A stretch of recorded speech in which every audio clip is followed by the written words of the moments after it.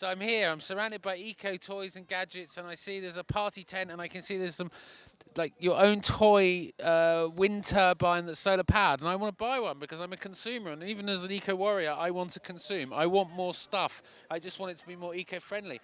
The problem is some of this stuff's quite unnecessary and pointless. It's just kind of fun because it's eco. So let's go and have a look at what they've got over here, these toys. I really want some. I want one, I want one.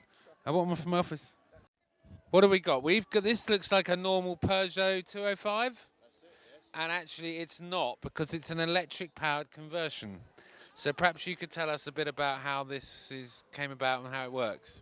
Well, originally this was a diesel, and it was converted about 10 years ago to electricity. Yeah. It's got a 10 kilowatt motor, which is roughly 14 horsepower. Yeah. It's got 10 12 volt batteries. There's another 5 in the boot. Yeah. And these provide 120 volt DC supply for the motor. Right.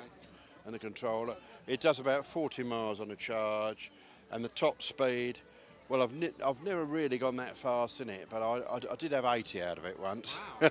Socket, great. Where's the socket? Let's go and have a look at the socket. Let's see where it plugs in. Oh, look, no petrol, just plug me in. How fabulous. We just go ding, and then you've got plugged in. Here with Richard from Gasrec. He's got this rather fabulous looking Lotus Elise, which is apparently carbon neutral. Perhaps you could explain how that comes about. Absolutely right. Gasrec is producing a liquid biomethane fuel derived from society's waste. In other words, it's the waste which would go to a landfill site. In the landfill site, the waste produces methane and other gases. The company takes the gas, extracts the methane, purifies it to form a methane fuel. And that methane will then drive both renewable power systems and also vehicles. Biomethane is carbon neutral. In other words, it's not derived from sequestrated carbon 400 million years old, but from today's carbon.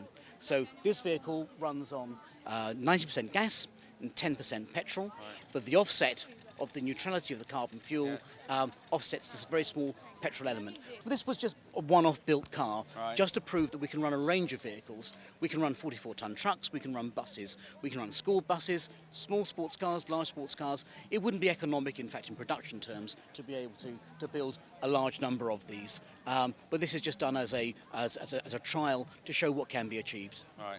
Out of the exhaust comes carbon dioxide, but it's today's carbon dioxide, not old million year old carbon dioxide. Great, fabulous. A little bit of water vapor, and a little bit of H2S, which is hydrogen sulfide vapor, but very, very small. Right. It runs 60% quieter than a standard engine, a standard petrol engine.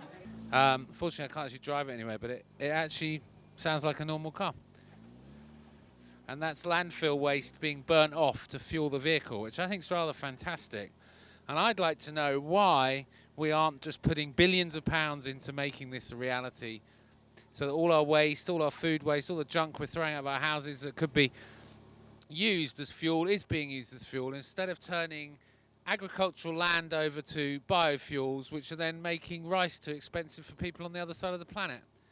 We can have our cake and eat it if we were actually bothered to invest in technologies like this that would actually be a fairer system for everybody. And I really applaud that. And I'm not just saying this because I want the Lotus for myself. I must add that.